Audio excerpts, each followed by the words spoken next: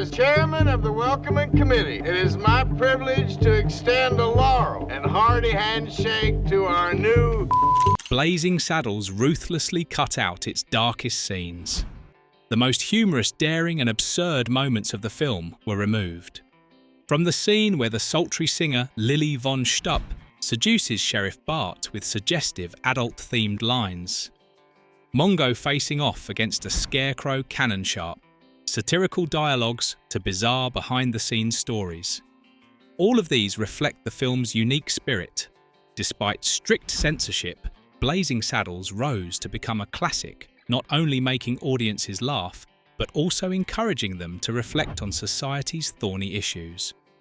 Today, we will explore the behind-the-scenes stories, the layers of hidden meanings, and even the scenes once considered too dangerous that Mel Brooks brought to this comedic masterpiece.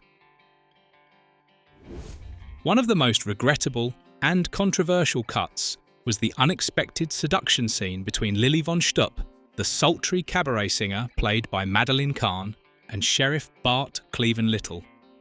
In this scene, Lili, with her thick German accent, flirtatious demeanour and scheming eyes, attempts to seduce Bart in a cramped dressing room.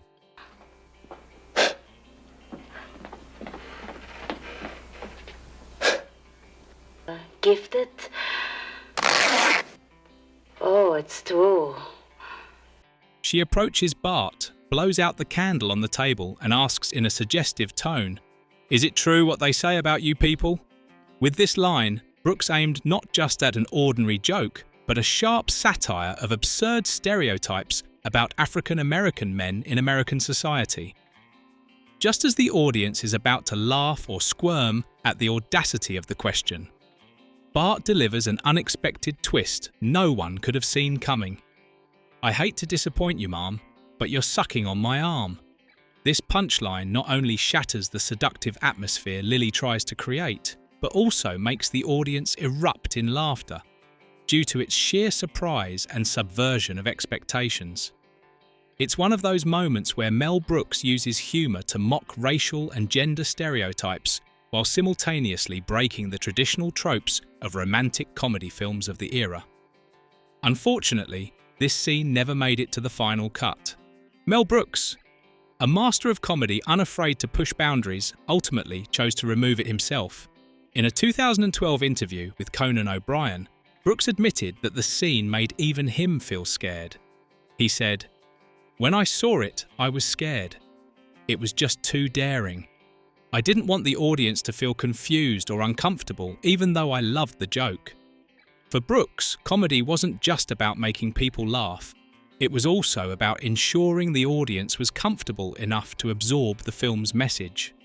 Cutting this line, though regrettable, was a necessary decision to keep the film within the limits of what audiences could accept. If you thought that scene was the limit of violence, prepare yourself, because the next moment is even crazier. Hold it! If you want to draw on me, put a quarter in the machine.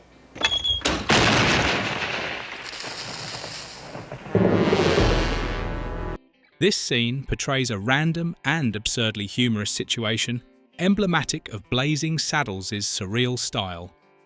Mongo, with his familiar lumbering presence, is casually strolling through town when he encounters a scarecrow equipped with a small cannon.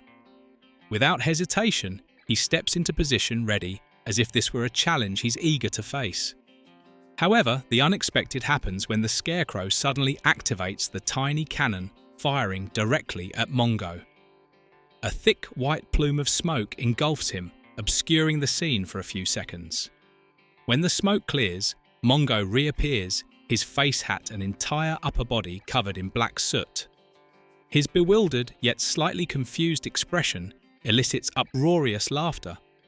But what stands out is Mongo's unflinching demeanour. He shows no anger or pain, completely unaffected by the surprise attack. With his stoic toughness and calm composure, Mongo simply turns around and continues interacting with those around him as though nothing happened. The removal of such humorous and creative scenes left many viewers feeling disappointed.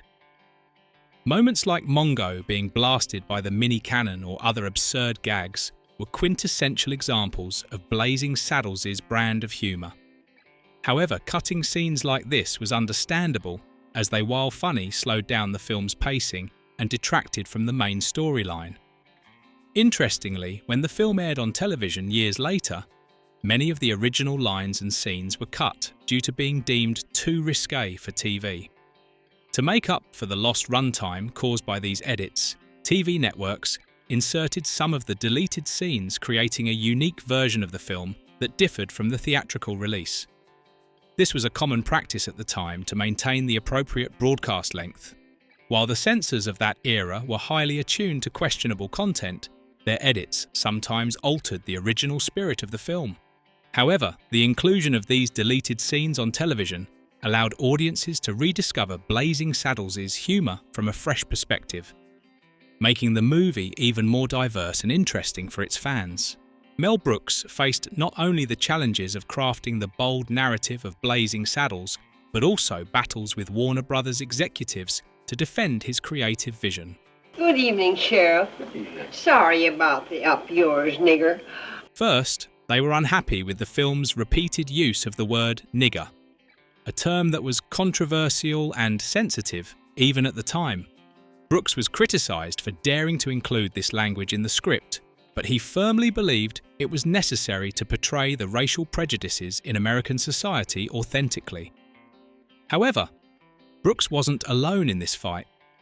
He received strong support from Richard Pryor, a co-writer of the film, and Cleavon Little, the lead actor who played Sheriff Bart. Both agreed that the use of such language in the film wasn't to offend, but to satirise the ugliness of racism in a raw and shocking way. Brooks later shared that if the film were made today, the controversial term would undoubtedly be removed. But he also emphasised, "If you take that word out, you'll have no movie left." The Warner Brothers executives also objected to a slew of other controversial scenes.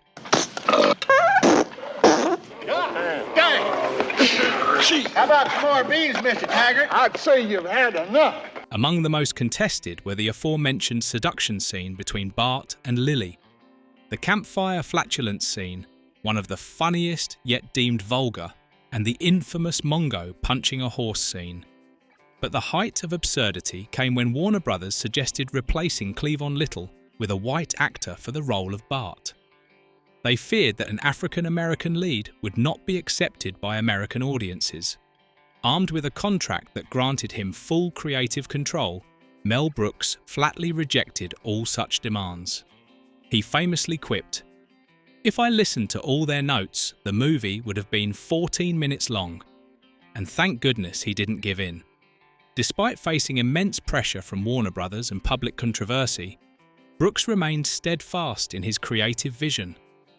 Blazing Saddles not only overcame these obstacles to become a classic, but also delivered a powerful reminder of the ability of art to confront and satirize society's most painful issues. But within the film, there are seemingly minor details that turn out to be intricate and brilliant pieces of storytelling that you might not have noticed while watching. Hold it. The next man makes a move, the nigger gets it. One of the most memorable moments in the film is when Sheriff Bart defends himself from the hatred of the Rock Ridge townspeople by pointing a gun at his own head. Faced with an angry and threatening mob, Bart cleverly turns the situation around by pretending to take himself hostage, yelling, "Don't do anything foolish or I'll shoot him." This is one of the funniest and most intelligent scenes in the movie, showcasing Bart's helplessness, yet remarkable ingenuity in handling racism. The film also retains a poignant, authentic moment when Cleavon Little is visibly taken aback by a racially charged line delivered by his co-star Burton Gilliam. Little's genuine surprise, entirely unrehearsed, was kept in the final cut by Mel Brooks to enhance the scene's realism and vitality. This decision allowed the audience to feel the bitterness beneath the satirical humour, making the scene even more impactful. Another interesting detail is that the scene where Bart points the gun at his own head to escape the townspeople's wrath wasn't entirely random. It was directly inspired by Mel Brooks's childhood. As a boy, Brooks once shoplifted chewing gum and a water pistol from a store. When caught by the store clerk, Brooks, panicking in the moment, used the very water pistol he had stolen to threaten the clerk. Years later, Brooks recounted this story with humour and decided to incorporate it into the film as a way to illustrate Bart's cleverness in dealing with adversity. At the same time, this scene serves as a sharp satire of how American society has forced black individuals to defend themselves against irrational and dangerous prejudice. Blazing Saddles also includes seemingly random yet symbolic details. One example is the near final scene when the main characters flee through the gates of the Warner Brothers studio lot. Amid the chaos, a man dressed in regular clothes, who wasn't part of the film crew, appears on screen, staring directly at the scene. Instead of editing or removing the man, Mel Brooks decided to keep this accidental appearance. Brooks believed that the randomness of the man's presence only added to the surreal, absurd nature that Blazing Saddles aimed to convey. To make it official, Brooks even had the man sign a release waiver. This moment perfectly encapsulates Brooks's spontaneous yet highly effective filmmaking approach. The production of Blazing Saddles was also marked by challenges faced by the cast. Burton Gilliam, who played Lyle, a henchman of Taggart, struggled with delivering the racial slur nigger in his scenes with Cleavon Little. Gilliam, who deeply respected Cleavon in real life, felt uncomfortable saying such inflammatory lines. But Cleavon pulled him aside to reassure him, saying, "Don't worry, my friend, this is just acting. If I thought you really meant it, we'd have been fighting a long time ago. Just do your job." Cleavon's humour, professionalism and understanding helped Gilliam overcome his discomfort and deliver his lines effectively. This story not only highlights the camaraderie among the cast, but also demonstrates how the film used humour to confront sensitive issues directly rather than avoiding them. Ain't one of you friends and neighbors kind of gather around? Not every detail in Blazing Saddles is immediately obvious to viewers. For instance, in one scene, Mongo rides a cow with "yes" painted on one side and "no" painted on the other. At first glance, this seems like a random joke, but it's actually a subtle reference to a real practice in 1950s America. At the time, school buses were marked with "yes" or "no" to indicate safe crossing zones. By turning Mongo's cow into a satirical school bus, Brooks once again wove his critique of American absurdities into even the smallest elements of the film. Another notable moment is Cleavon Little's genuine reaction during a scene. When Burton Gilliam's character Lyle delivers the line, "You know, morons," with a much more offensive racial term. Cleavon Little's shocked and stunned expression was completely unscripted. Mel Brooks decided to keep this authentic reaction, as it not only brought vibrancy to the scene, but also allowed the audience to feel the underlying bitterness beneath the film's humour. A fascinating detail occurs again near the end of the film when the characters break the fourth wall and run out of the gates of the Warner Brothers studio. During the chaotic scene, a passerby completely unrelated to the film's production accidentally appears in the frame. This man wasn't part of the crew or cast, just someone who happened to be there. Instead of editing the scene or reshooting it, Mel Brooks decided to leave the man's appearance in the final cut, and even had him sign a release waiver. Brooks believed that the randomness of this moment added to the absurdity and comedic tone of Blazing Saddles. The camaraderie and professionalism of the cast were crucial to the film's success. As mentioned earlier, Burton Gilliam initially struggled with delivering racially charged lines. However, Cleavon Little's encouragement helped him overcome his discomfort. Cleavon reassured him by saying, "Don't worry, my friend. This is just acting. If I thought you really meant what you said, we'd settle this outside the set. But we're here to tell a story, so just do your job." This level of mutual understanding and professionalism among the cast highlights how they were able to address sensitive topics with humour and authenticity. The production journey of Blazing Saddles was not only daring on screen, but also filled with countless fascinating behind-the-scenes stories. From unexpected situations and bold decisions by Mel Brooks to legal disputes, each element contributed to making this colourful and iconic film a classic. One of the most notable stories involves legendary actor John Wayne declining a role in the film. Although he loved the script and greatly appreciated the humour of Blazing Saddles, Wayne felt that the film's bold content and satirical dialogue did not align with the heroic cowboy image he had cultivated throughout his career. However, he encouraged Mel Brooks and promised to be the first in line to buy a ticket when the film hit theatres. Richard Pryor, one of the film's co-writers, was initially considered for the lead role of Sheriff Bart. However, due to insurance concerns surrounding Pryor's unstable lifestyle at the time, Warner Brothers refused to let him take on the role. While Pryor couldn't appear on screen, his sharp wit and biting humour left a significant mark on the script, particularly in the razor-sharp dialogue satirising racism. The role of Sheriff Bart was ultimately given to Cleavon Little, who delivered a brilliant and unforgettable performance. Another backstage mishap involved the role of the Waco Kid, a character initially assigned to actor Gig Young. On the first day of filming, however, Young experienced a serious health issue due to his long-standing alcoholism. In the scene where the Waco Kid is supposed to appear drunk and hanging upside down on a bunk bed, Young lost control of himself and completely broke down on set. Mel Brooks recounted, "We hung him upside down in the jail cell and green stuff started coming out of his mouth. Production had to be halted and Brooks scrambled to find a replacement. Gene Wilder, a close collaborator of Brooks, was flown across the country to take over the role. This decision not only salvaged the film, but also resulted in one of Wilder's most iconic performances." Beyond casting challenges, the film also faced an amusing legal dispute. Famous actress Hedy Lamarr filed a lawsuit against Mel Brooks, claiming that the character Hedley Lamarr in the film infringed upon her name. In response, Brooks humorously defended the choice, explaining that it was merely a play on words. To add to the joke, Brooks even inserted a line into the film where the character Hedley Lamarr says, "They're going to sue me for this." Eventually, the lawsuit was settled amicably, and the incident has since become a famous anecdote associated with Blazing Saddles.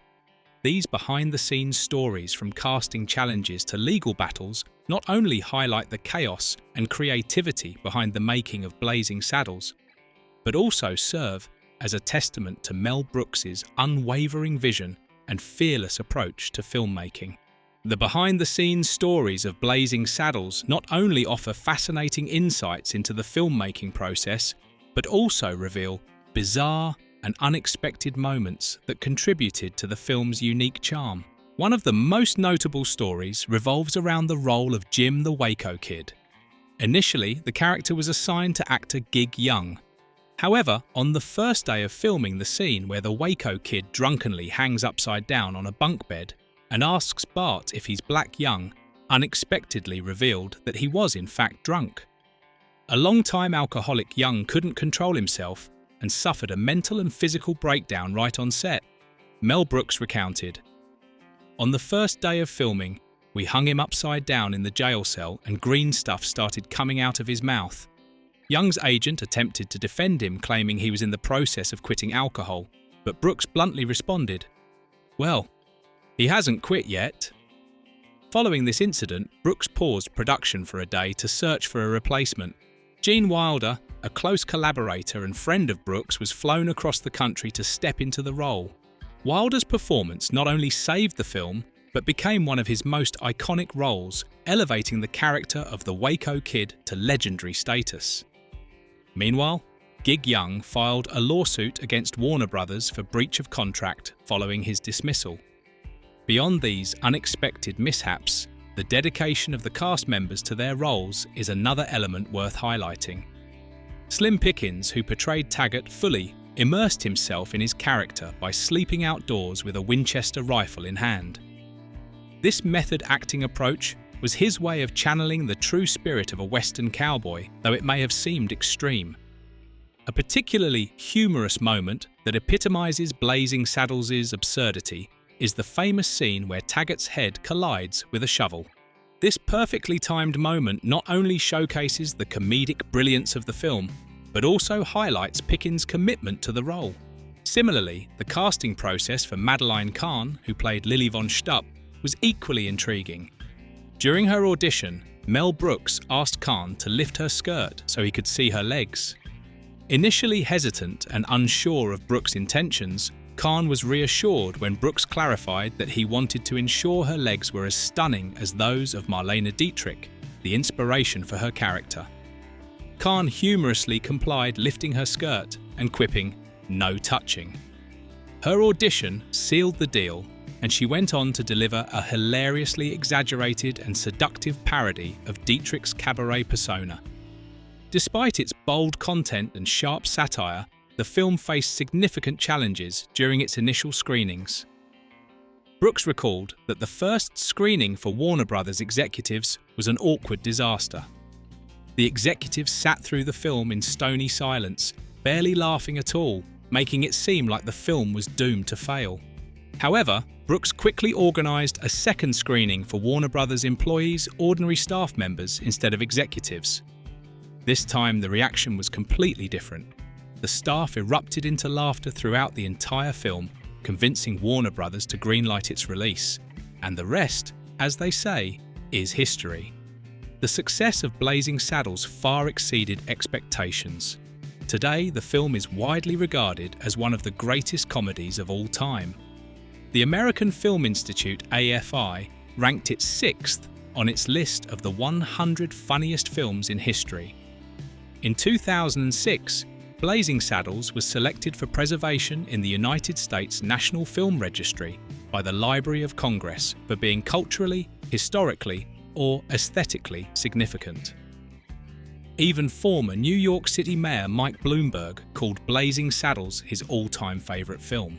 Renowned film critic Roger Ebert awarded the film a perfect 4 stars, describing it as a crazy hodgepodge that does everything to make us laugh, except hit us over the head with a rubber chicken. It's a movie for the audience. It doesn't have much polish or sophistication, and the structure is complete anarchy. But who cares? Especially when Alex Karras is punching a horse unconscious with a perfect right uppercut. The strange tales behind the camera, combined with the film's originality, have cemented Blazing Saddles as a timeless masterpiece. It's remembered not only as a daring and sharp satire, but also as a symbol of boundless creativity, courage in breaking boundaries, and a profound cultural legacy in cinematic history. Thank you for watching. Don't forget to like, share, and subscribe to discover more fascinating stories. See you in the next video.